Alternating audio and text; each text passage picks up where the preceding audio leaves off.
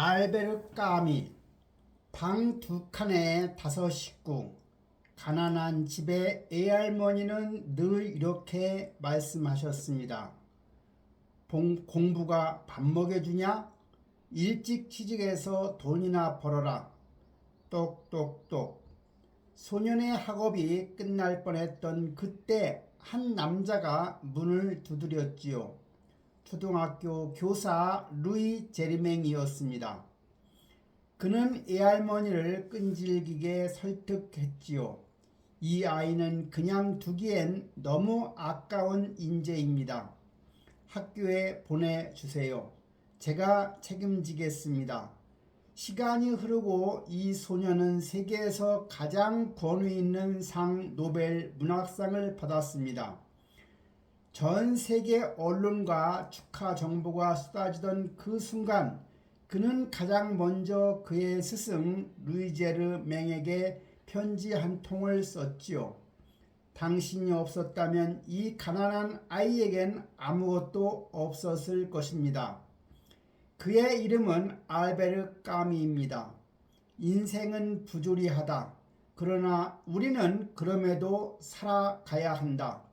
이 말을 남긴 작가 알베르 까미.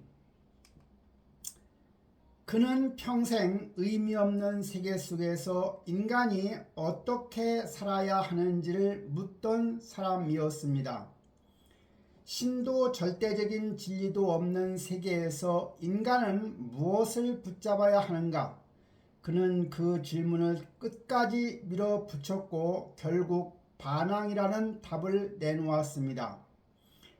부조리한 세계를 인정하면서도 포기하지 않는 삶. 도대체 그는 왜 그런 선택을 했을까요?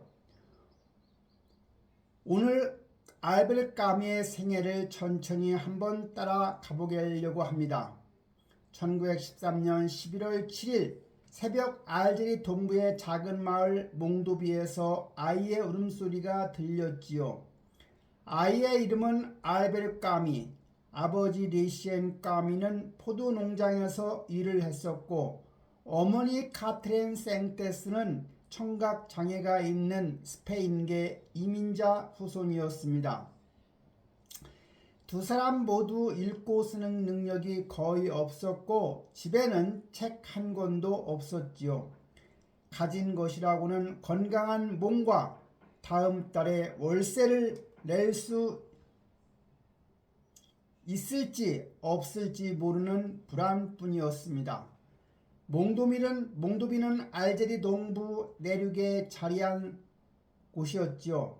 프랑스 식민지배 아래 유럽계 이주민들이 정착해 농업으로 먹고 사는 곳이었는데 겉으로는 평온해 보였지만 그 안에는 식민지 특유의 긴장이 언제나 흘렀습니다.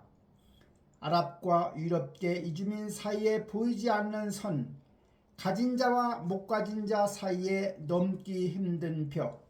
까미는 그 긴장 속에서 태어났습니다. 1914년 여름 제1차 세계대전이 터졌지요. 프랑스는 즉각 총동원령을 내렸고 아버지 위시행에게도 징집영장이 날아들었습니다. 그는 짐을 꾸려 전선으로 떠났지요. 까미는 그때 태어난 지 1년이 채 되지 않았습니다. 아버지의 얼굴을, 목소리를, 냄새를 기억할 수 없었습니다. 위시행 까미는 1914년 10월 마른 전투에 투입되었습니다. 마른 전투는 전쟁 초기의 프랑스군과 독일군이 정면으로 충돌한 대규모 전투로 양측 합쳐 수십만 명이 죽거나 다친 전투였지요. 위시행은 포탄 파편에 머리를 맞았습니다. 야전병원으로 후송됐지만 며칠을 넘기지 못하고 숨을 거뒀지요. 그때 나이가 29살이었습니다. 까미는 훗날 아버지의 사진을 보게 됐을 때 이렇게 말했습니다. 그는 나보다 어렸다. 사진 속 남자가 나보다 젊다는 사실이 나를 이상하게 만든다. 그가 경험하지 못한 나이를 내가 살고 있다. 이 말은 단순한 감상이 아니었습니다. 까미는 평생 이것을 의식했습니다. 아들이 아버지의 나이를 추월하는 순간 아버지의 죽음이 추상에서 구체로 바뀌는 그 기묘한 감각. 그것이 훗날 최초의 인간에게 가장 강렬한 정면으로 되살아났습니다. 아버지를 잃은 어머니 카트린은 선택지가 없었지요. 두 아들 12살 루시엔과 갓난아기 알베르를 데리고 알제리 애곽의 벨쿨로 이사를 했습니다. 친정어머니 즉 까미의 애할머니 집에 얹혀 사는 것 이외에 방법이 없었지요. 벨쿨은 알제리의 노동자 밀집 지구였습니다. 좁은 골목에 낡은 건물들이 빽빽히 들어서 있었고 아랍인과 유럽계 이민자 후손들이 뒤섞여 살던 곳이죠. 까미가 자란 아파트는 방이 2칸이었습니다. 애할머니, 어머니 귀가 들리지 않는 삼촌, 에티엔 그리고 두 형제가 함께 살았지요. 화장실도 없었고 복도 끝에 공용 변소가 있었습니다. 어머니 카트리에는 부잣집을 돌며 청소부 일을 했지요. 새벽에 나가 저녁 늦게 돌아왔습니다. 돌아오면 너무 지쳐서 말을 할 기력조차 없었지요. 청각장애 탓에 발음도 불분명했기에 말하는 일 자체가 그녀에게는 남들보다 훨씬 힘든 일이었습니다. 저녁이면 그녀는 창가에 의자에 앉아 거리를 바라보았지요. 아무 말 없이 아무 표정 없이 그냥 거기 있었습니다. 까미는 그 모습을 평생 기억했습니다. 그리고 이렇게 썼습니다. 어머니는 항상 거기에 있었다. 그러나 그녀는 아무것도 말하지 않았다. 그 침묵이 내 안에서 세상이 됐다. 그래서 집안은 조용했다. 어머니는 말이 없고 삼촌 에티나에는 들을 수 없으며 애할머니는 엄격하고 무뚝뚝했습니다. 애할머니는 아이들을 다룰 때 말보다 손이 먼저 나오는 사람이었지요. 잘못하면 맞았고 잘해도 칭찬은 없었습니다. 라디오도 없었고 신문도 없었지요. 책도 당연히 없었습니다. 그 집은 언어가 살지 않는 곳이었습니다. 그 침묵 속에서 까미는 혼자 생각하는 법을 익혔습니다. 말로 표현되지 않는 것들을 눈으로 읽는 법을 배웠습니다. 어머니의 표정, 애할머니의 기분, 삼촌의 몸짓, 말이 없는 집에서 자란 아이는 언어보다 빠른 감각으로 세상을 읽었습니다. 훗날 까미의 문장이 그토록 감각적이고 직접적인 것은 어쩌면 말없는 집에서 형성된 그 관찰 본능 때문인지도 모릅니다. 그러나 집 밖으로 나서면 달랐습니다. 집 밖의 골목은 소란스럽고 뜨거웠습니다.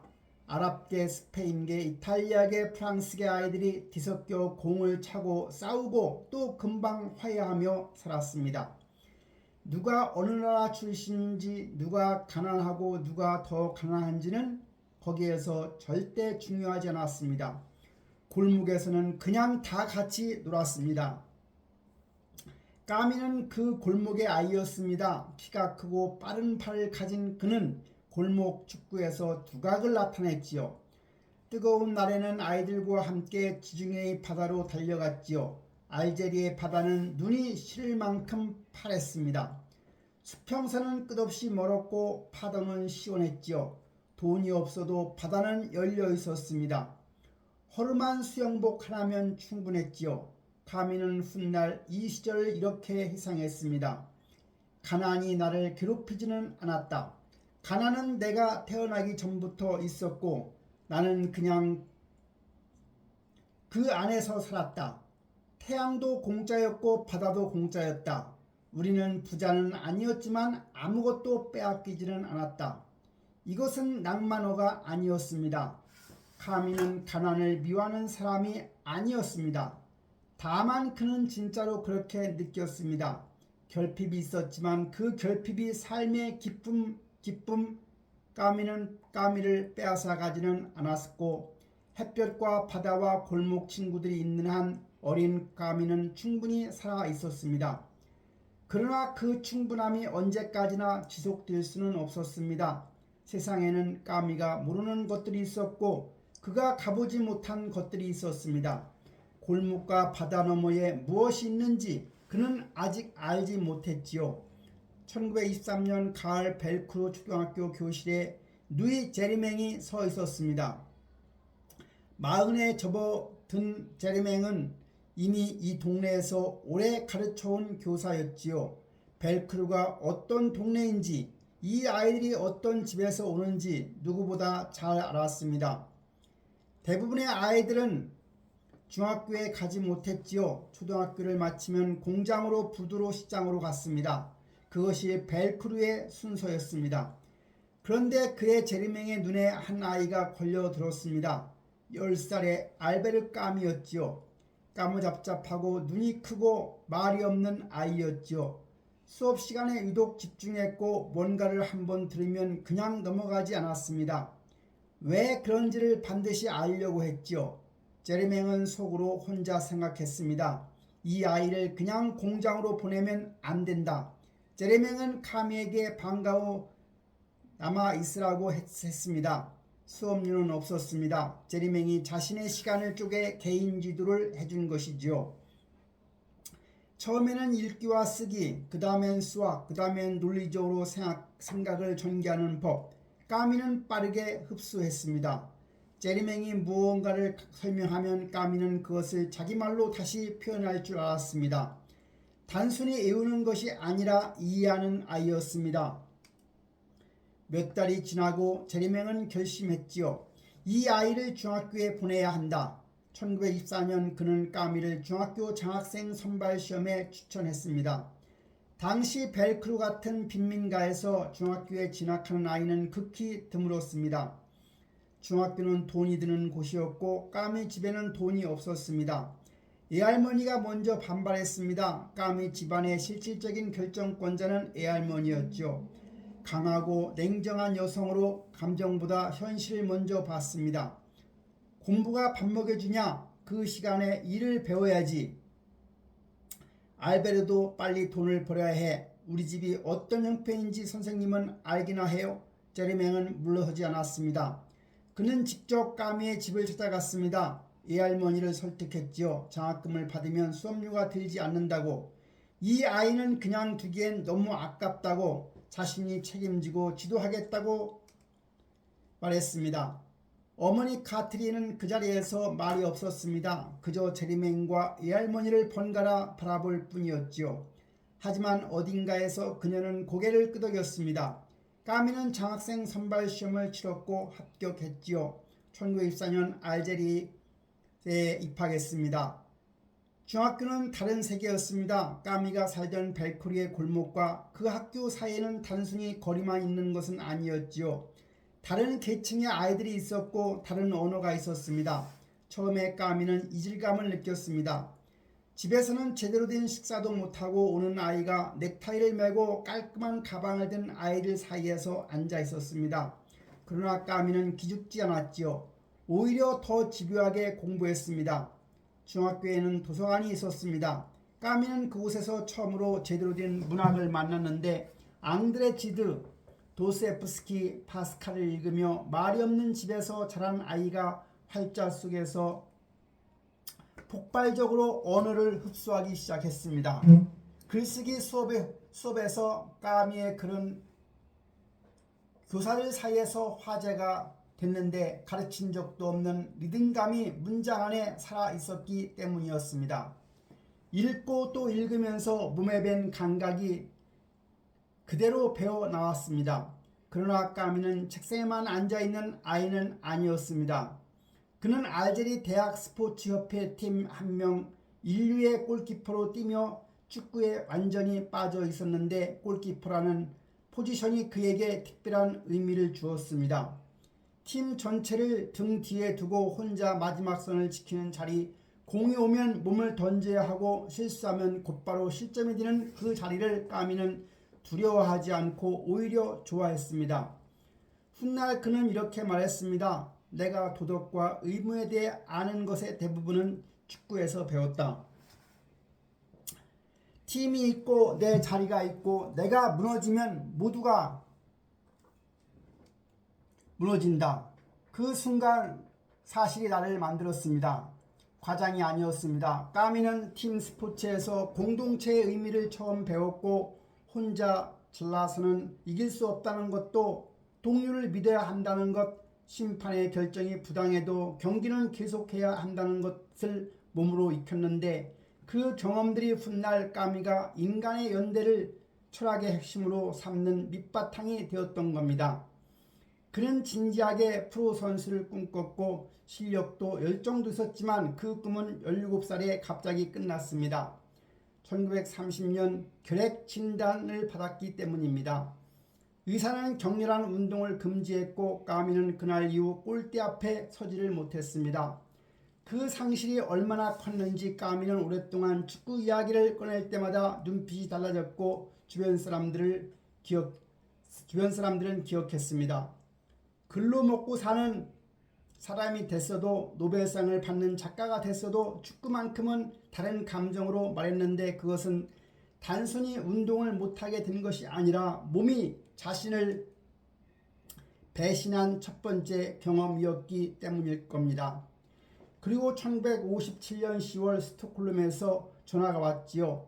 노벨문학상 수상을 알리는 전화였는데 까미는 그 소식을 듣자마자 편지지를 꺼내 출판사로 동료 작가도 철학자도 아닌 가장 먼저 제리맹 선생님에게 편지를 썼습니다. 선생님, 저는 이 영광을 받을 자격이 있는지 모르겠습니다. 하지만 이것이 어디서 왔는지는 압니다. 당신이 없었다면 이 가난한 아이에게 아무것도 없었을 것입니다. 당신이 손을 내밀어준 그 순간이 제 삶 전체를 바꾸어 주었습니다. 제레맹은 답장을 보냈고 두 사람은 편지를 주고받았으며 제레맹은 그 편지들을 죽을 때까지 서랍 속에 보관했습니다. 까미가 사망한 뒤에 공개된 그 편지들은 지금 까미 연구에서 가장 감동적인 문서 중에 하나로 꼽히고 있는데 노벨상 수상자가 가장 먼저 연락한 사람이 초등학교 교사였다는 그 사실 하나가 까미라는 사람이 어떤 사람이었는지를 어떤 평론보다 잘 말해줍니다. 제레맹의 편지에는 이런 구절이 있었지요. 나는 그저 내 앞에 있는 아이를 봤을 뿐이네. 자네가 한 일은 자네 것이야. 나는 문을 열었을 뿐이고 자네가 걸어 들어간 거야. 1930년 까미가 17살이던 어느 날 아침 까미는 손수건에 피를 뱉었습니다. 처음에는 대수롭지 않게 생각을 했습니다. 코피가 넘어온 것이라고, 목이 긁힌 것이라고. 그러나 피는 계속 나왔고 점점 몸은 무거워졌습니다. 밤마다 식은땀이 흘리며 깼습니다. 병원에 갔습니다. 의사는 청진기를 대고 오래 들었습니다. 그리고 고개를 들며 말했지요. 결핵입니다. 1930년의 결핵은 지금과는 달랐지요. 오늘날 결핵은 항생제로 치료되는 병이지만 당시에는 치료제가 없었습니다. 요양, 신선한 공기, 충분한 영양, 그것이 전부였습니다.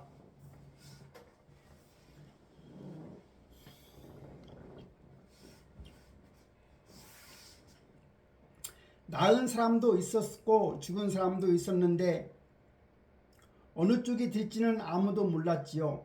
어머니 집으로 돌아갈 수는 없었습니다. 결핵은 전염병이었고 방 2칸짜리 좁은 집에 가족과 함께 살다가는 어머니와 형까지 위험에 빠질 수 있었기 때문입니다. 까미는 삼촌 기스타브 아코의 집으로 거처를 옮겼지요. 아코는 까미에게 방 1칸을 내주었고 까미는 그 방에서 요양을 시작했습니다. 축구는 그날로 끝났지요. 의사는 격렬한 운동을 완전히 금지했고 까미는 더 이상 골대 앞에 설 수가 없었지요. 삼촌 아코는 흥미로운 인물이었습니다. 정육점을 운영하는 노동자였지만 독서를 좋아했고 집에 책이 있었습니다. 까미에게는 그것이 구원이었지요. 몸을 쓸 수 없으니 머리를 썼습니다. 아코의 책꽂이를 뒤지며 닥치는 대로 읽었습니다. 그리고 읽다가 지치면 방 창문을 통해 알제리의 하늘을 바라보았습니다. 눈부시게 파란 하늘, 그 아래 어딘가 있을 바다, 그것을 바라보며 까미는 생각했습니다. 나는 죽는 건가? 훗날 까미는 이 시기를 이렇게 해상했습니다. 처음으로 나는 죽음을 구체적으로 생각했다. 추상적인 개념이 아니라 내 몸 안에 있는 무언가로 폐가 조금씩 망가지고 있다는 사실을 죽음을 갑자기 가깝게 만들었다. 철학책에서 읽는 죽음과 몸 안에서 느끼는 죽음은 완전히 달랐습니다. 소크라테스가 독배를 들며 죽음을 논하는 것을 읽는 것과 밤마다 기침하며 피가 묻은 손수건을 바라보는 것은 같은 주제를 전혀 다른 온도로 경험하는 일이었습니다. 까미는 그것을 17살의 몸으로 배웠지요. 낮에는 창밖을 바라보며 생각했습니다. 왜 사람은 죽는가? 죽는다는 걸 알면서도 왜 사는가? 신이 있다면 왜 이런 몸을 주었는가? 신이 없다면 이 고통은 무슨 의미인가? 질문들이 꼬리를 물었지만 어디서도 답을 찾지는 못했습니다. 세상은 조용했습니다. 하늘은 여전히 파랬고 골목에서 아이들은 여전히 공을 찼으며 세상은 까미의 질문에 아무런 대답도 하지 않았습니다. 바로 그 침묵이 까미 철학의 출발점이 되었지요. 인간은 의미를 원하지만 세상은 의미를 주지 않는다고. 인간은 영원히 살고 싶지만 죽는다고. 이 단순하고 잔인한 사실, 시지프의 신화에서 그가 그토록 선명하게 죽음과 부조리를 논할 수 있었던 것은 그것이 머릿속 개념이 아니라 몸속 기억이었기 때문입니다. 유양생활은 길었습니다. 까미는 회복됐다가 재발하기를 반복했지요. 1930년대 내내 그의 몸은 불안정했고 알제리 요양원을 오가며 살았습니다. 그나마 다행인 것은 삼촌 아코 덕분에 학업을 완전히 포기하지 않아도 됐다는 점이었습니다. 아코는 까미에게 경제적 부담을 주지 않으면서 공부를 계속할 수 있는 환경을 만들어 주었습니다. 까미는 그 고마움을 평생 잊지 않았습니다. 1937년 결핵이 재발했습니다. 이번에는 더 심각했지요. 까미는 말푸스 산맥 인근의 요양원에서 몇 달을 보내야 했습니다. 파리와 알제를 오가며 작가로서의 삶을 시작하던 시점이었는데 몸이 또 그를 붙잡았습니다. 그는 요양원 침대에 누워 원고를 썼지요. 창밖에 눈 덮인 산이 보였습니다. 알제의 뜨거운 태양과 파란 바다와는 전혀 다른 풍경이었습니다. 까미는 그 풍경이 낯설고 쓸쓸하다고 일기에 적었지요. 여기는 너무 하얗다. 나는 햇볕이 그립다. 까미는 제2차 세계대전이 발발하자 군에 지원했습니다. 그는 무척 싸우고 싶었지요. 나치즘이 유럽을 집어삼키는 것을 보며 가만히 있을 수 없었습니다. 그러나 징병검사에서 탈락했지요. 결핵 환자는 군인이 될 수 없었습니다. 까미는 그 결정을 받아들이면서도 오랫동안 죄책감을 떨치지는 못했습니다. 동료들이 전선으로 나갈 때 자신은 카페에 앉아 글을 쓰고 있다는 사실이 그를 괴롭혔지요. 1942년 결핵이 또 재발했습니다. 까미는 이번에는 프랑스 중부의 릉파니에라는 산골 마을에서 요양을 했습니다. 그 마을에 머무는 동안 그는 이방인의 규정세를 받았습니다. 자신의 첫 번째 소설이 책으로 나오는 순간이었는데 그는 폐가 아픈 채로 산골 요양원에서 그 규정세를 읽었습니다. 1949년에 결핵이 돌아왔습니다. 이번에는 가장 심각했지요. 까미는 거의 2년 가까이 제대로 글을 쓰지 못했습니다. 체력이 바닥이 났고 기력이 없었으며 집중도 되지 않았습니다. 그 시기 그는 일기에 이렇게 썼습니다. 몸이 거부한다. 나는 아직 할 말이 남아있는데 몸이 먼저 지쳐버렸다. 그러나 나는 기다린다. 몸은 결국 내 편이 될 것이다. 결핵은 까미의 삶을 4가지 방식으로 바꿨습니다. 첫째는 축구라는 꿈을 빼앗았습니다. 둘째, 죽음을 추상이 아닌 실감으로 만들었습니다. 셋째, 시간을 귀하게 만들었습니다. 건강한 사람이 당연하게 여기는 내일을 까미는 당연하게 여길 수 없었고 그래서 오늘을 더 치열하게 살았습니다. 넷째, 군인이 될 수 없다는 현실이 그를 다른 방식의 저항으로 밀어넣었습니다. 까미는 이 모든 것을 알고 있었습니다. 그래서 그는 이렇게 말했습니다. 나는 건강한 사람들이 낭비하는 시간을 낭비할 수 없었다. 내 시간은 처음부터 유한하다는 걸 알고 있었으니까. 그리고 어쩌면 그것이 나를 작가로 만든 진짜 이유인지도 모른다. 결핵이 그를 죽이려 했고 까미는 그 죽음을 정면으로 바라보며 글을 썼습니다. 그것이 부조리 사상의 시작이었고 이방인의 첫 문장이었으며 히지프가 다시 바위를 밀어올리는 이유였습니다. 결핵에서 살아남은 까미는 알제 대학에 진학하여 철학을 전공했습니다. 스승은 장 그르니에는데 그르니에는 단순히 철학을 가르치는 교수가 아니라 까미의 사상적 방향 자체를 바꿔놓은 사람이었지요. 그는 까미에게 니체를 읽게 했고 도스토옙스키를 읽게 했으며 철학의 개념을 암기하는 것이 아니라 삶을 직접 마주하는 행위임을 몸소 보여주었습니다. 훗날 까미는 스승에 대해 이렇게 말했습니다. 그는 내내 생각하는 법을 가르치는 것이 아니라 생각을 두려워하지 않는 법을 가르쳤다. 그러니에는 까미의 초기에 에세이를 읽고 재능을 확신했습니다. 그는 까미에게 계속 쓰라고 독려했고 까미가 쓴 글들을 직접 검토하며 방향을 잡아주었습니다. 그러니에가 없었다면 까미의 철학적 글쓰기는 훨씬 늦게 혹은 전혀 다른 방향으로 시작됐을지도 모릅니다. 제리맹이 까미에게 문을 열어줬다면 그러니에는 그 문 너머의 세계를 함께 걸어준 사람이었습니다. 그러나 20대의 까미는 공부만 한 것은 아니었습니다. 그 20대는 실패와 선택과 방황이 뒤엉킨 시간이었습니다. 1934년 20살의 까미는 시몬 이에라는 여성과 결혼했습니다. 시몬은 아름답고 지적인 여성이었습니다. 두 사람은 비슷한 감수성을 가졌고 문학과 예술에 대한 취향도 맞았습니다. 까미는 그녀에게 빠르게 빠져들었습니다. 그러나 결혼 직후 까미는 시몬과 심각한 모르핀 중독을 정면으로 마주해야 했습니다. 시몬의 중독은 이미 깊었고 시몬의 일상은 약 없이는 유지되지 않았습니다. 까미는 아내를 포기하지 않으려고 했습니다. 병원을 알아봤고 치료를 선택했으며 곁에서 버텼습니다.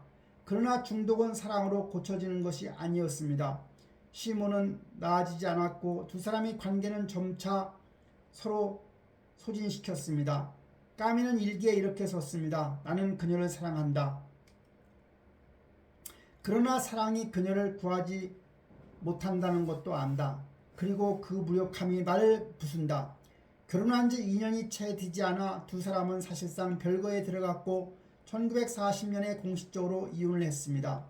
까미의 첫 번째 결혼은 그렇게 끝났습니다. 실패였지만 그것이 까미를 냉소적으로 만들지는 않았습니다. 오히려 그는 인간이 얼마나 쉽게 무너지는지 그리고 그 무너짐을 앞에 두고 어떻게 해야 하는지를 그 결혼에서 배웠습니다. 같은 시기 까미는 알제리 공산당에 가입을 했지요. 가입한 이유는 명확했습니다.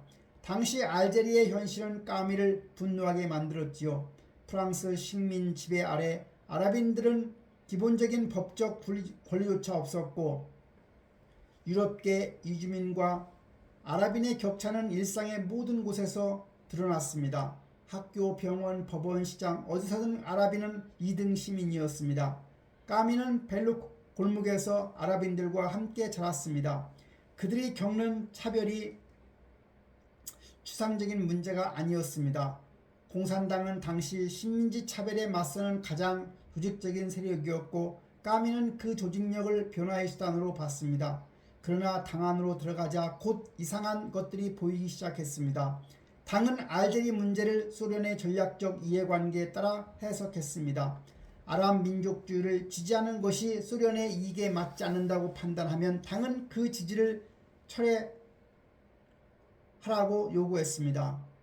까미는 그 요구를 받고 황당해했죠. 당 간부가 까미에게 말했습니다. 지금 아랍 민족주의를 자극하는 것은 전략적으로 옳지 않습니다. 더 큰 그림을 봐야 합니다. 까미는 조용히 물었습니다. 더 큰 그림이요? 지금 굶는 사람보다 더 큰 그림이 있습니까? 대답은 없었습니다. 까미는 2년 만에 공산당을 탈퇴했습니다. 그리고 평생 그 결정을 후회하지 않았습니다. 나는 어떤 조직보다 사람을 먼저 본다. 이론이 사람보다 앞설 때 나는 그 이론을 따를 수가 없다. 탈퇴 후에 까미의 위치는 어정쩡했습니다. 공산주의자들은 그를 배신자라고 했고 우익은 그를 여전히 위험한 좌파로 분류했습니다. 까미는 어디에도 완전히 속하지 않는 사람으로 됐지요. 그것은 고독이었지만 동시에 자유였습니다. 어느 진영의 눈치도 보지 않고 자신이 옳다고 생각하는 것을 말할 수 있는 자유. 까미는 그 자유를 평생 지켰고 그 대가를 치렀으며 그 선택을 자랑스럽게 여겼습니다. 이 시에 까미는 연극에도 깊이 빠져들었습니다. 1935년 그는 극단 테아트르트 트라바이를 직접 창단했습니다. 노동자들을 위한 연극을 만들겠다는 취지였지요. 당시 알제리의 극장은 중산층 이상의 문화였고 벨크루 같은 동네 사람들이 드나드는 곳이 아니었습니다. 까미는 그것을 바꾸고 싶었습니다. 그는 배우로, 연출가로, 극작가로 동시에 활동했지요. 돈은 없었습니다. 무대장치는 단원들이 직접 만들었고 공연 홍보는 손으로 쓴 전단지였으며 단원들의 출연료는 거의 없었습니다.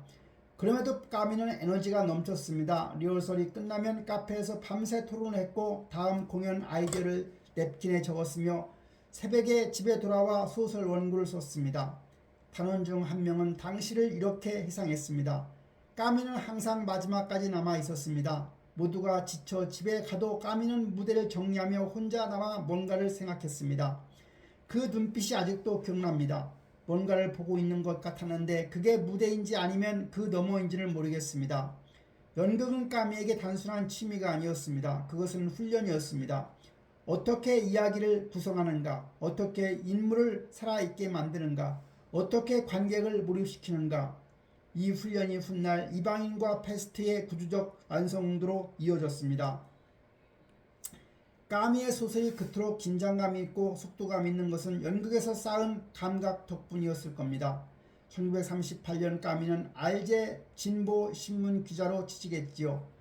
신문사는 파스칼 피아라는 편집장이 이끌었는데 피아는 까미를 처음 만난 날 직감했다고 했습니다.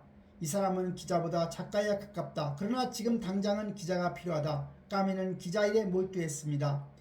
법원 취재, 문화 비평, 정치 논평을 가리지 않고 썼지요. 그러나 그가 가장 공을 들인 것은 르포타주였습니다. 1939년 그는 알제리 동부 카빌리 지방으로 취재를 떠났지요. 카빌리는 베르베르인들이 사는 산악 지역으로 당시 극심한 기근에 시달리고 있었습니다. 프랑스 식민행정부는 이 사실을 덮으려 했습니다. 까미는 카빌리 지방 곳곳을 직접 발로 뛰며 취재했지요.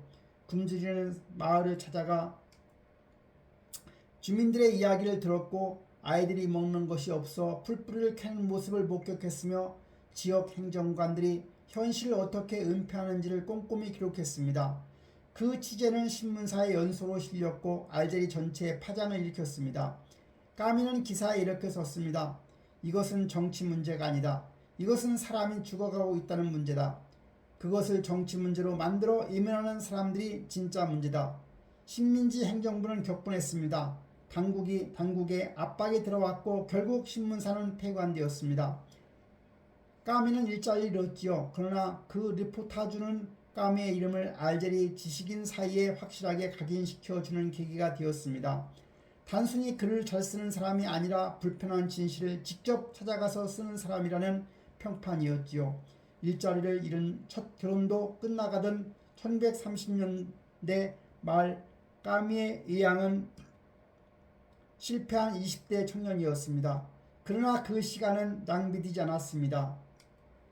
공산당에서 배운 것은 이념의 한계였고 영국에서 배운 것은 이야기의 구조였으며 기자로서 배운 것은 현실을 예면하지 않는 눈이었습니다. 그리고 그 모든 것이 서랍 속 원고에 쌓이고 있었습니다.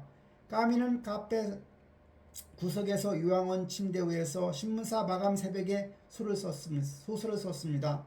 세상이 어떻게 돌아가든 그는 멈추지 않았습니다. 그 서랍 속 원고가 1942년에 이방이라는 이름으로 세상에 나왔지요. 1942년 6월 파리 갈리마 출판사에서 얇은 소설 한 권이 출판됐습니다. 제목은 이방인이었습니다. 출판사 내부에서도 이 소설이 어떤 반응을 일으킬지 아무도 예상하지 못했습니다.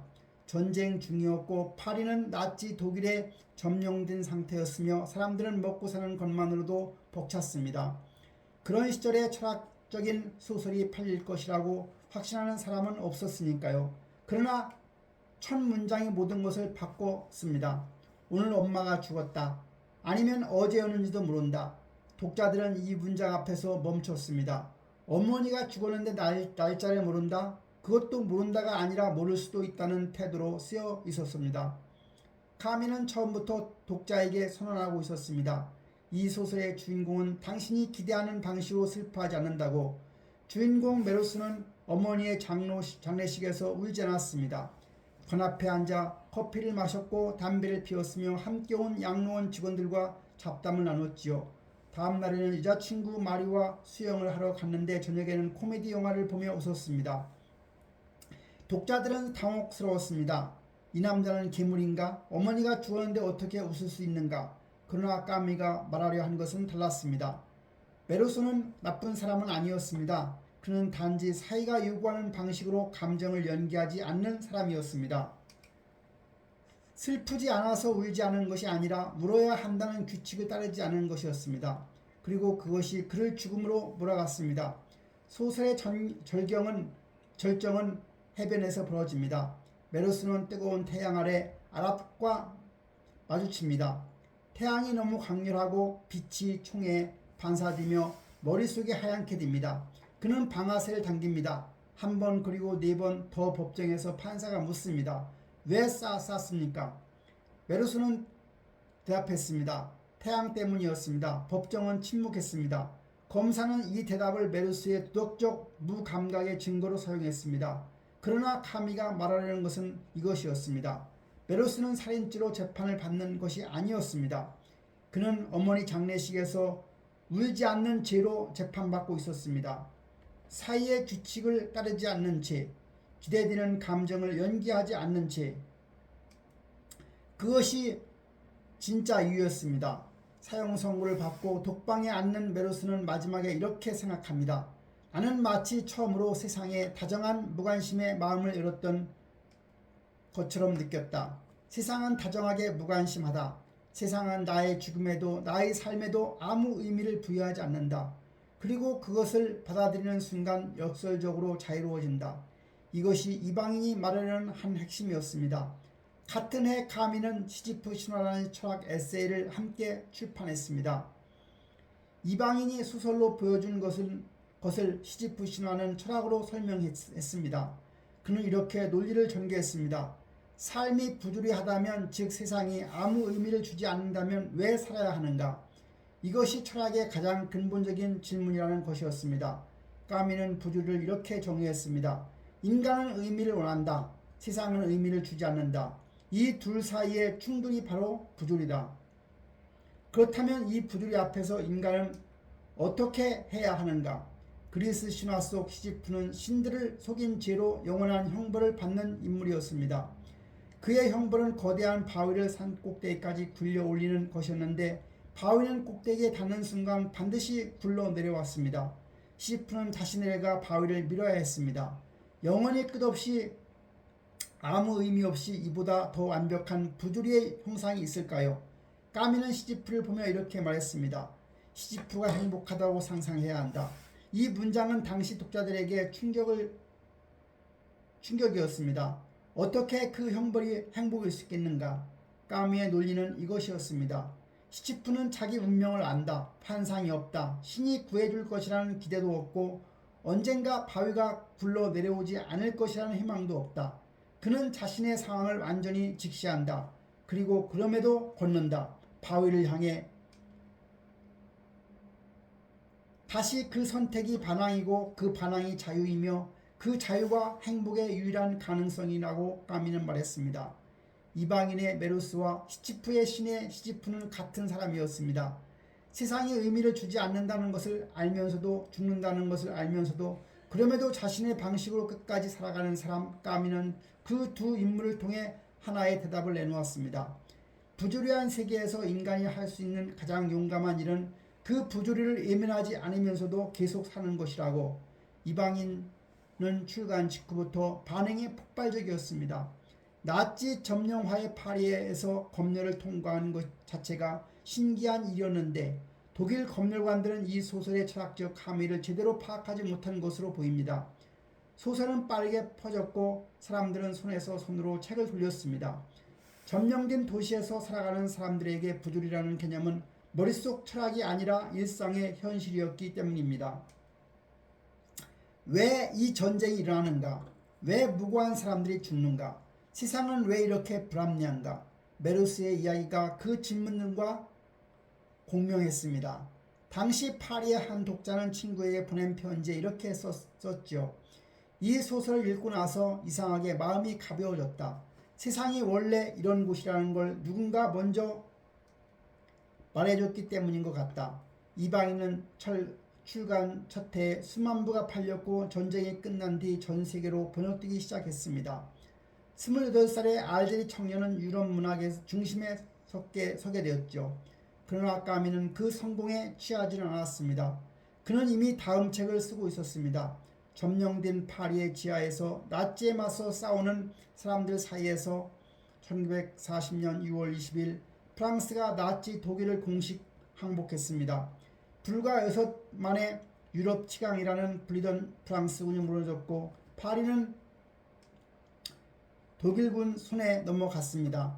독일군이 파리에 입성하던 날 시민들은 창문을 닫고 거리에 나오지 않았지요. 텅 빈 대로를 독일군 군화 소리가 가득 채웠지요. 그 소리를 듣는 파리 시민들은 각자의 방에서 선택을 해야 했습니다. 협력할 것인가, 침묵할 것인가, 저항할 것인가. 카미는 그의 알제리에 있었습니다. 괴뢰기 재발의 요양 중이었고 프랑스 본토의 상황을 멀리서 지켜봤습니다. 그는 속이 탔습니다. 군에 지원하고 싶었지만 괴뢰 환자는 받아주지 않았고 총을 들 수 없는 몸이 그를 더 답답하게 만들었습니다. 까미는 일기에 이렇게 썼습니다. 나는 싸우고 싶다. 그러나 내 몸이 허락하지 않는다. 그렇다면 내가 할 수 있는 방식으로 싸워야 한다. 1942년 까미는 파리로 이주했습니다. 갈리마르 출판사에서 편집자로 일하기 시작했는데 표면적으로는 평범한 출판사 직원이었습니다. 그러나 파리의 지하에서는 다른 일이 벌어지고 있었습니다. 까미는 레지스탕스와 조금씩 접촉하기 시작했습니다. 레지스탕스는 나치 정부에 저항하는 프랑스인들의 지하 저항 운동이었는데 이들은 서로 비밀리에 연결되어 조직적으로 움직였습니다. 점령된 파리는 겉으로는 일상적으로 돌아가는 것처럼 보였지요. 카페는 열려 있었고 신문은 발행됐으며 극장도 공연을 했습니다. 그러나 그 일상의 표면 아래에서 도시는 두 개로 갈라져 있었습니다. 독일군과 협력하며 살아가는 사람들과 그 집에 저항하는 사람들은 낮에는 평범한 시민으로 밤에는 다른 얼굴로 살았습니다. 1943년 까미는 비밀 저항신문 콩바의 편집진에 공식 합류했지요. 콩바는 1941년부터 지하에서 발행되던 레지스탕스 부간지로 프랑스 전역에 배포되었습니다. 신문을 만드는 모든 과정이 목숨을 거는 일이었습니다. 원고를 쓰고 인쇄하고 배포하는 모든 단계에서 나치 비밀 경찰 게슈타포에 발각되면 즉시 처형이었습니다. 콩바의 초대 편집장 조르비도는 훗날 이렇게 해고했지요. 우리는 매번 신문을 만들 때마다 이것이 마지막일 수 있다고 생각했습니다. 그러나 그래서 더 잘 만들려고 했지요. 까미는 가명을 사용했습니다. 본명을 쓰는 것은 자신뿐만 아니라 주변 사람 모두를 위험에 빠뜨릴 수 있는 일이었기 때문입니다. 그는 논설을 썼고 편집 방향을 잡아주었으며 글의 수준을 높이는 데 집중했습니다. 단순한 선전 문구가 아니라 왜 저항해야 하는지를 설득력 있게 논증하는 글을 만들었습니다. 그가 콩바에 쓴 글 중 이런 구절이 있었습니다. 우리는 단순히 독일에 맞서 싸우는 것이 아니다. 우리는 인간을 짓밟는 모든 것에 맞서 싸운다. 그것이 어느 나라에서 오든 어떤 이름을 달고 오든 이 문장은 콩바의 성격을 정확하게 드러냈습니다. 나치즘에 대한 저항이지만 동시에 인간의 존엄을 짓밟는 모든 권력에 대한 저항이었습니다. 까미는 콩바를 단순한 전시 선전지가 아니라 철학적 저항의 매체로 만들려고 했습니다. 그 시절 파리의 긴장감은 일상 속에 스며들어 있었습니다. 카페에서는 누군가와 이야기할 때 옆 테이블에 신경이 쓰였고 길을 걸을 때 뒤따라오는 발소리에 심장이 빨라졌습니다. 콩바 동료 중 한 명이 누네 레노가 게스타포에 체포됐을 때 까미는 그 소식을 듣고 하루 종일 말을 하지 않았다고 동료들은 기억했습니다. 레노는 끝내 돌아오지 못했습니다. 까미는 그 죽음을 앞에 두고 이렇게 말했지요. 우리가 하는 일이 위험하다는 것을 안다. 그러나 하지 않는 것이 더 위험하다. 침묵은 공범이다. 1944년 8월 연합군이 파리에 진격했습니다. 파리 시민들이 직접 봉기했고 독일군은 후퇴했습니다. 파리가 해방이 되었습니다. 까미는 그날 콩바의 편집장 자격으로 해방 파리의 첫 공개 신문을 발행했습니다. 더 이상 감명이 필요 없었고 더 이상 지하 인쇄소가 필요 없었습니다. 까미 알베르는 이름이 신문 맨 위에 당당히 올라갔습니다. 그날 까미가 쓴 사설의 첫 줄은 이것이었습니다. 파리는 총을 들었고 파리는 자유로워졌다. 그러나 해방의 기쁨은 오래가지 않았습니다. 해방 직후 프랑스 사회는 나치 협력자 처벌 문제로 들끓었습니다. 전쟁 중 독일에 협력했던 사람들을 어떻게 할 것인가? 까미의 입장은 복잡했습니다. 처음에는 까미는 처벌이 불가피하다고 봤습니다. 콩바에 이렇게 썼습니다. 우리는 순수함을 원한다. 그리고 그 순수함은 때로 잔인한 선택을 요구한다. 그러나 시간이 지나면서 까미의 생각은 바뀌었습니다. 실제로 재판이 진행되고 사람들이 처형되는 것을 보면서 그는 흔들렸습니다. 사형이 정의인가? 사람을 죽이는 것으로 정의가 세워지는가? 까미는 점점 다른 결론으로 향했고 결국 공개적으로 이렇게 말했습니다. 사람을 죽이는 것으로 정의를 세울 수는 있다고 나는 믿지 않는다.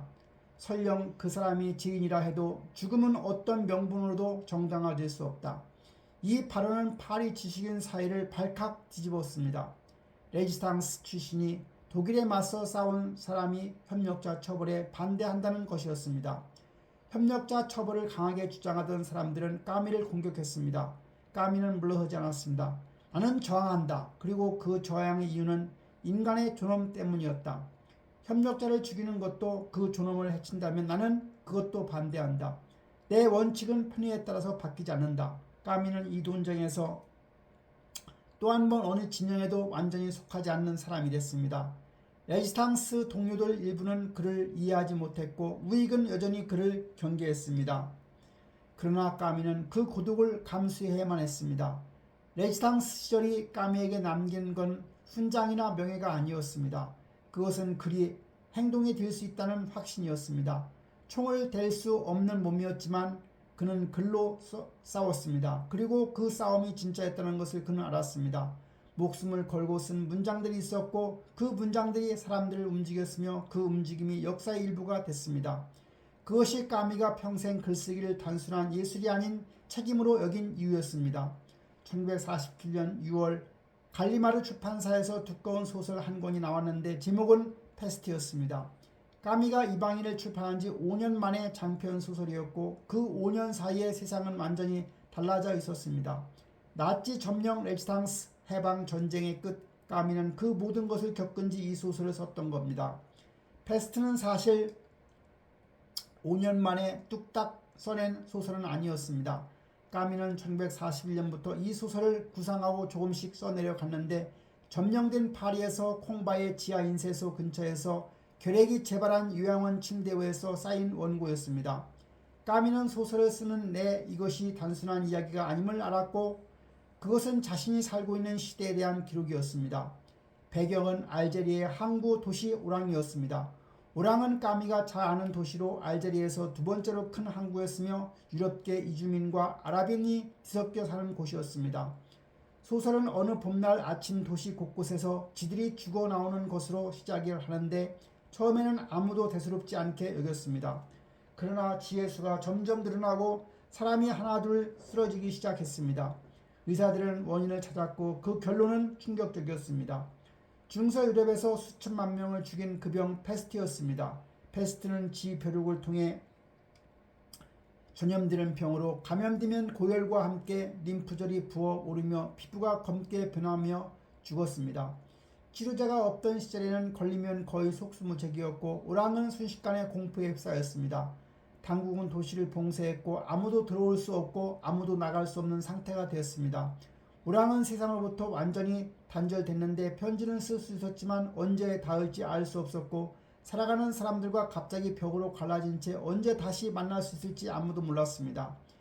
주인공 베르나를 위에는 의사였습니다. 그는 패스트가 공식 선언되기 전부터 이상한 환자들을 봐왔고 가장 먼저 위험을 경고한 사람이었는데 당국은 처음에 그 경고를 무시했습니다. 경제적 혼란은 우려했고 공포를 조장한다고 봤기 때문이었습니다. 류에는 답답했지만 항의하는 데 시간을 쓰는 대신 할 수 있는 일을 했습니다. 환자를 치료하는 것이었습니다. 류에의 하루는 고단했습니다. 아침부터 밤까지 환자를 봤지만 나아지는 사람보다 죽어가는 사람들이 더 많았고 치료자가 없었기 때문에 증상을 완화하고 고통을 줄이며 곁에 있어주는 것이 전부였습니다. 동료 의사 카스텔이 물었습니다. 지치지 않습니까? 류에는 잠시 생각하다 대답했습니다. 지칩니다. 그러나 그것이 이유가 될 수는 없습니다. 류에의 곁에는 다양한 사람들이 모여들었습니다. 타로는 이지에서 온 여행자였는데 봉쇄령이 내려지자 도망가는 대신 남아서 자원봉사 방역대를 조직했습니다. 랑베르는 파리에서 온 기자로 처음에는 오랑을 탈출해 파리의 연인에게 돌아가려 했지만 결국 스스로 남기로 결심했습니다. 그가 류에에게 말했습니다. 나는 이 도시 사람이 아닙니다. 여기서 싸워야 할 이유가 없습니다. 류에가 대답했습니다. 나도 압니다. 그러나 지금 이 도시에 있는 사람은 모두 다 이 도시 사람입니다. 랑베르는 그 말을 듣고 탈출 계획을 적었습니다. 그것이 카미가 이 소설로 말하려고 한 것 중에 하나였습니다. 재난 앞에서 인간은 자기 자신만을 구하려는 본능과 남아서 함께 싸우려는 의지 사이에 선택을 해야 하는데 까미는 그 선택이 인간을 정의한다고 봤습니다. 소설 속에서 신보도 등장했습니다. 그는 페스트가 신의 심판이라고 설교했지요. 죄를 지은 인간에게 내려진 벌이라고 류에는 그 설교를 들으며 조용히 반박했습니다. 나는 아이들이 죽는 것을 봤습니다. 아이들이 무슨 죄를 지었습니까? 신의 심판이라면 나는 그 신에게 동의하지 않겠습니다. 이 장면은 까미 철학의 핵심을 담고 있습니다. 신이 있든 없든 고통을 받는 사람 앞에서 인간이 해야 할 일은 형이상학적 설명을 찾는 것이 아니라 그 고통을 줄이는 것이라고 생각이었습니다. 류에는 신을 믿지 않았지만 매일 병원으로 갔고 신부는 신을 믿었지만 결국 자원봉사대에 합류했습니다. 믿음의 내용이 달라도 행동은 같을 수 있다는 것, 그것이 까미가 말하려 한 연대의 의미였습니다. 당시 독자들은 이 소설을 나치 점령에 대한 빗긴 이야기로 읽었습니다. 페스트는 나치즘이고 봉쇄된 오랑은 점령된 프랑스였습니다. 그 해석은 틀리지 않았는데 까미 자신도 그 의도를 부정하지는 않았습니다. 그러나 그는 소설이 그보다 더 넓은 것을 말하기를 원했습니다. 까미는 출간전 노트에 이렇게 썼습니다. 페스트를 통해 나는 우리 모두가 숨쉬는 공기 속에 있는 질식감을 표현하고 싶었다.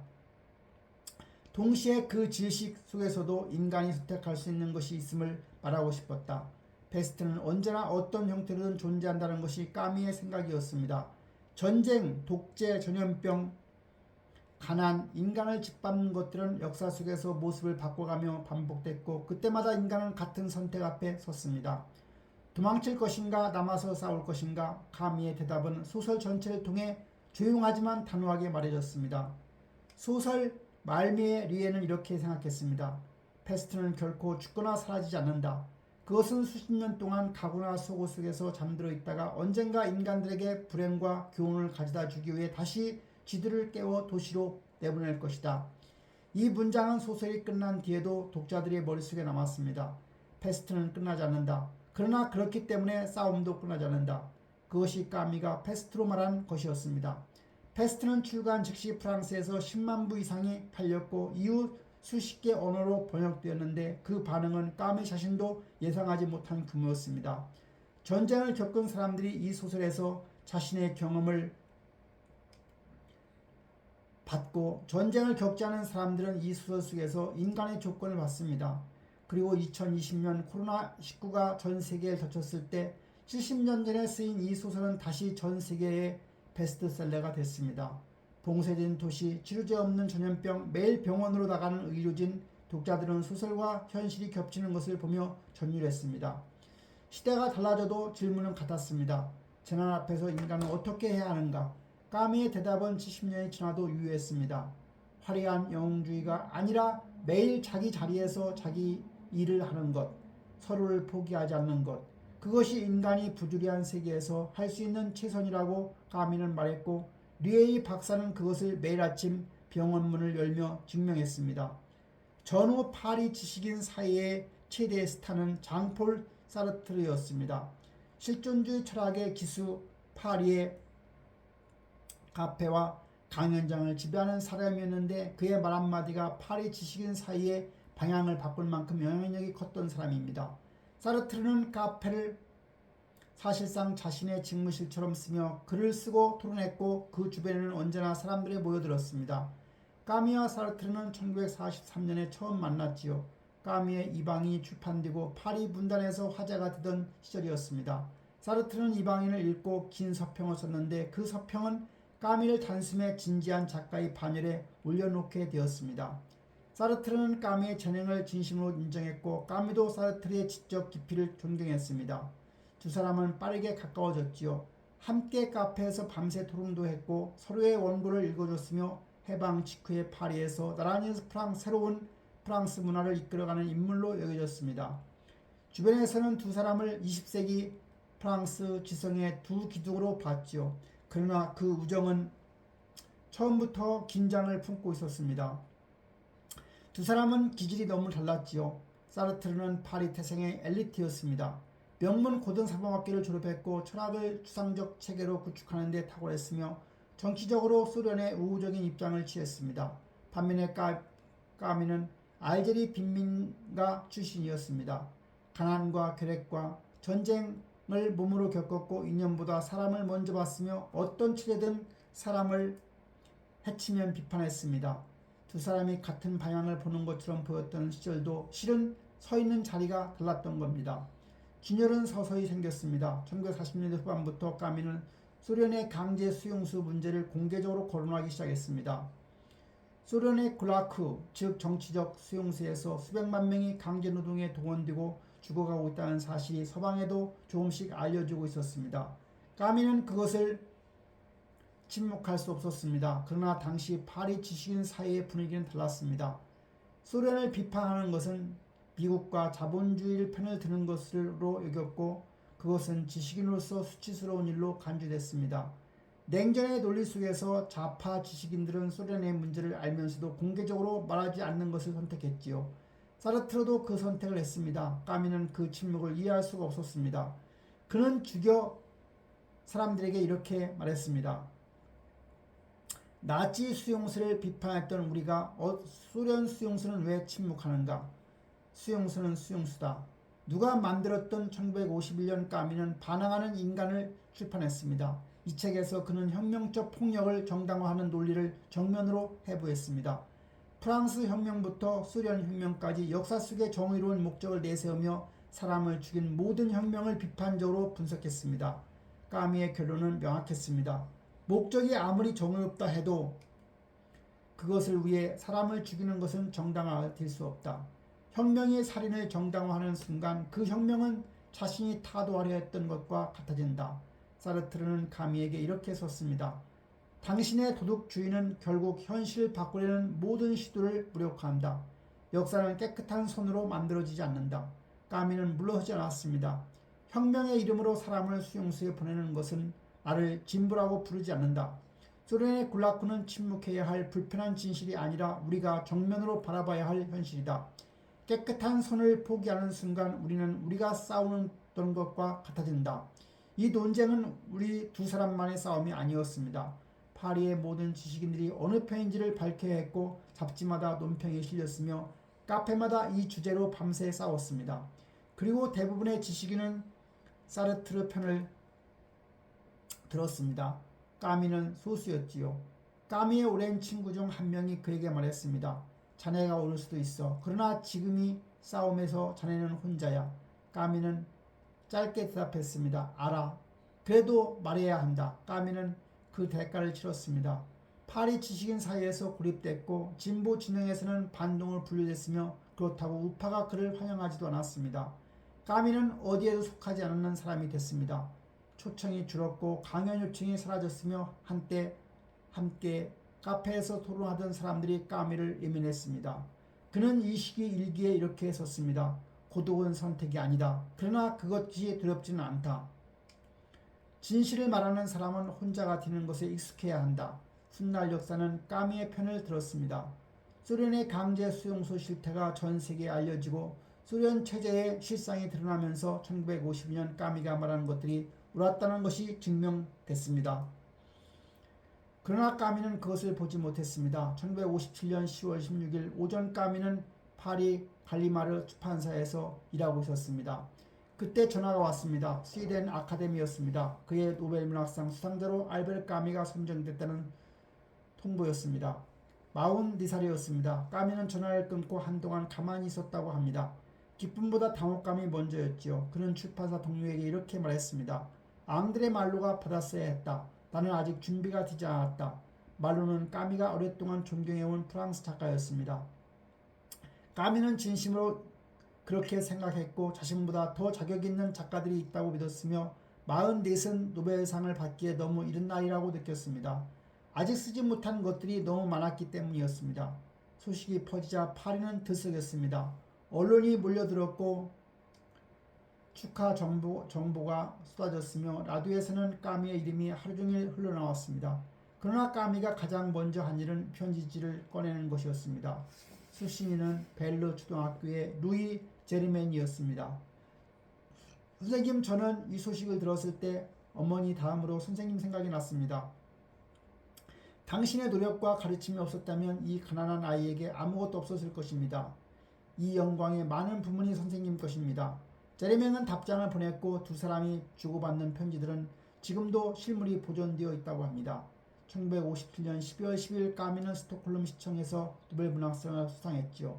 알제리 빈민가 출신의 44살 남자가 세계에서 가장 권위 있는 문학상을 받는 순간이었습니다. 그는 수상 소감 연설에서 이렇게 말했습니다. 저는 예수를 사치로 생각한 적이 없습니다. 예수는 고통받는 사람들과 함께 살아가는 방법이었죠. 예술가의 역할은 고통받는 자들이 편에 서는 것입니다. 그것이 어렵고 불편하더라도. 그리고 이틀 뒤 스톡홀름 대학교에서 열린 강연에서 까미는 더 솔직하게 말했습니다. 한 학생이 알제리 동인 문제에 대한 까미의 입장을 따져 물었습니다. 당시 알제리는 프랑스로부터 독립하기 위한 전쟁 중이었고 프랑스 지식인들은 저마다 입장을 밝혀야 했습니다. 까미는 잠시 침묵하다 이렇게 말했습니다.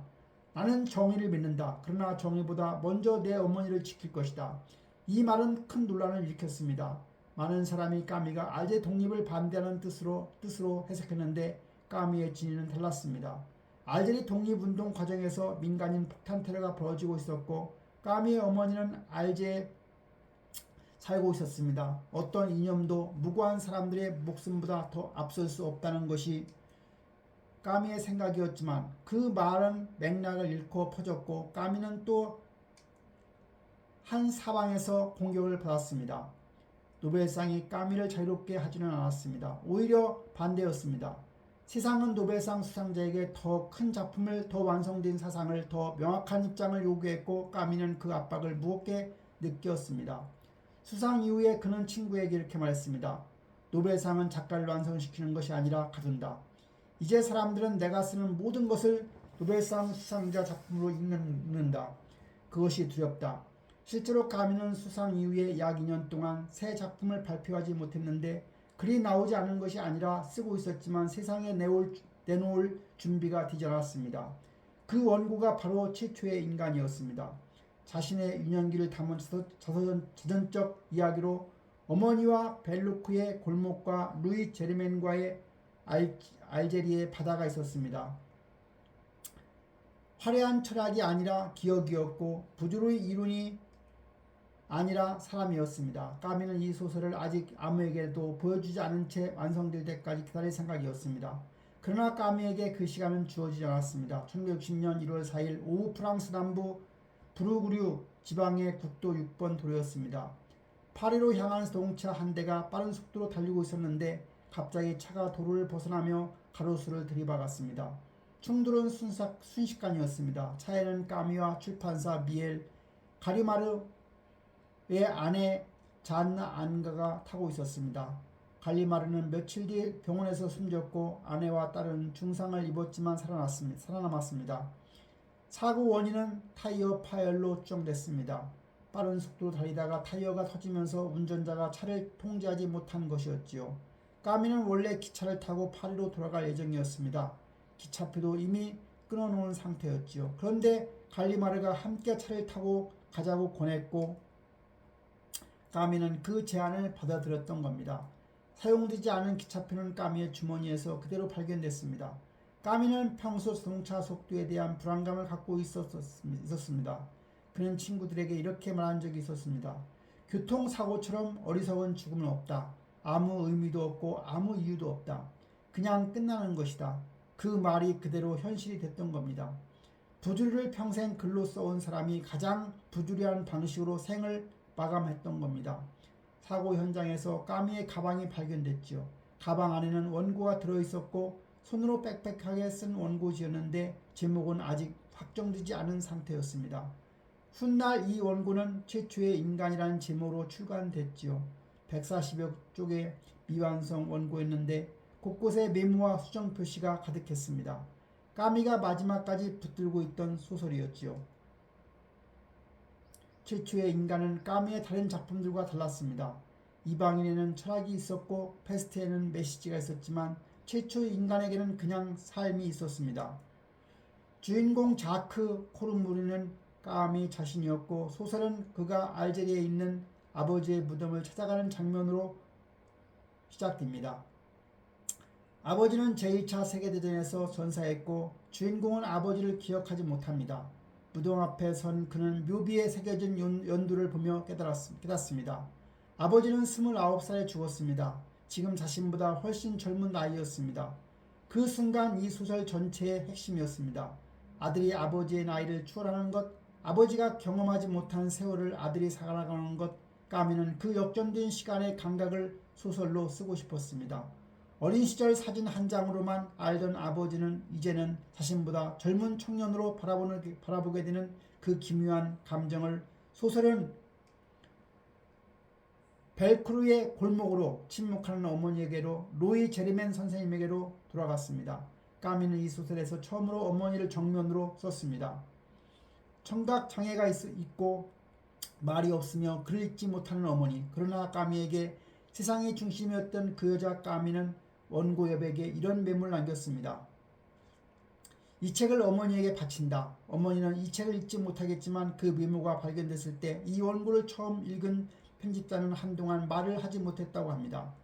최초의 인간 까미가 가장 오래 가장 조심스럽게 쓰던 소설이었습니다. 노벨상을 받고 온 세상이 그의 다음 작품을 기다릴 때 까미는 이 원고를 서랍에 넣어두고 혼자 썼던 겁니다. 완성되기 전까지 아무에게도 보여주지 않을 생각이었지요. 이방인과 페스트를 쓴 작가가 말년에 돌아간 것은 철학이 아니라 기억이었고 사상이 아니라 사람이었습니다. 그러나 소설은 끝내 완성되지 못했습니다. 까미의 사망 소식은 전 세계에 퍼졌습니다. 파리의 신문들은 일제히 일면에 그의 죽음을 실었고 라디오에서는 하루 종일 추모 방송이 흘러나왔지요. 앙드로 말로는 이렇게 말했습니다. 프랑스는 오늘 양심 하나를 잃었다. 사르트르는 추도문을 썼습니다. 논쟁하던 상대였지만 그 추도문은 진심이었습니다. 우리는 다퉜다. 그러나 그 다툼은 우리가 서로를 필요했다는 증거였다. 까미가 떠난 자리는 그가 살아있을 때보다 그가 얼마나 필요한 사람이었는지를 더 선명하게 보여줬다. 알제리에서는 까미의 어머니 카트린이 소식을 들었습니다. 그녀는 아들이 쓴 책을 한 번도 제대로 읽지 못했습니다. 그를 잘 몰랐으니까요. 그러나 아들이 위대한 작가라는 것은 알았습니다. 그리고 그 아들이 죽었다는 것도 알았습니다. 카트린은 아무 말도 하지 않았습니다. 언제나 그랬듯이 침묵했습니다. 최초의 인간은 까미가 사망한 지 34년 만인 1994년 딸 카트린 까미에 의해 출간됐습니다. 손으로 쓴 원고를 그대로 옮긴 것이었고 미완성의 채로 수정없이 세상에 나왔습니다. 출간되자마자 프랑스에서 폭발적인 반응을 일으켰습니다. 독자들은 그 미완성 원고 속에 오히려 가장 완전한 까미를 만났습니다. 완성된 철학자 까미가 아니라 아버지 무덤 앞에 선 아들 까미를, 어머니 침묵 속에서 자란 소년 까미를 만났습니다. 까미가 남긴 말 중에 이런 것이 있습니다. 한겨울에 나는 내 안에 무적의 여름이 있다는 것을 알았다. 그는 가난과 결핵과 전쟁과 고독을 겪었고 그 모든 것을 글로 남겼으며 어떤 진영에도 완전히 속하지 않으면서 자신이 옳다고 생각하는 것을 끝까지 말했습니다. 부조리한 세계에서도 반항할 것, 포기하지 말 것, 옆에 있는 사람을 버리지 말 것. 그것이 알베르 까미가 삶 전체로 쓴 문장이었습니다. 1960년 1월 4일 프랑스 국도위에서 한 남자의 생이 멈췄습니다. 그의 코트 주머니에는 미처 다 쓰지 못한 소설 최초의 인간의 초고와 사용하지 못한 기차표 한 장이 들어있었습니다. 향년 46세 세상을 향해 반항을 일치던 철학자의 죽음치고는 너무나 허무하고 부조리한 결말이었습니다. 그러나 비극적인 사고조차 그가 남긴 치열한 문장들을 가두지는 못했습니다. 오히려 시간이 흐를수록 그의 목소리는 뚜렷해졌습니다. 2차 세계대전의 폐허 속에서 절망하던 이들은 그의 글에서 살아야 할 이유를 찾았고 수십 년 뒤에 거대한 재앙이 다시금 세상에 덮치고 도시가 봉쇄되었을 때 사람들은 다시 글을 펼쳤습니다. 재난 앞에서 인간에게 필요한 것은 거창한 이념이 아니었습니다. 그저 제자리를 지키며 서로를 돕는 마음, 이 진리는 시대를 관통해 우리에게 닿았습니다. 그는 평생 고독했습니다. 공산당으로부터는 배신자로 비난받았고 지식인 사회로부터는 외면당했습니다. 하지만 까미는 화려한 파리의 사교 전부다 알제의 가난한 골목 그를 모르는 어머니의 침묵 곁을 지키는 쪽을 택했습니다. 그는 이론으로 세상을 구하려 하지 않았습니다. 대신 인간이 겪는 고통의 현장에 직접 발을 딛고 서서 그럼에도 불구하고 살아가야 한다고 나지막히 읊조렸습니다. 까미가 남긴 메시지는 지극히 단순합니다. 세상이 아무리 의미 없고 부조리할지라도 우리 안에는 그 어떤 추위도 녹일 수 있는 무적의 얼음이 존재한다는 믿음입니다. 그는 죽었지만 그가 평생 붙들었던 질문들과 인간을 향한 따뜻한 시선은 여전히 우리 곁에 머물러 있습니다. 인생이라는 부조리한 연극 무대 위에서 길을 잃을 때마다 우리는 아마도 이 정직한 이방인의 이름을 다시 부르게 될 것입니다.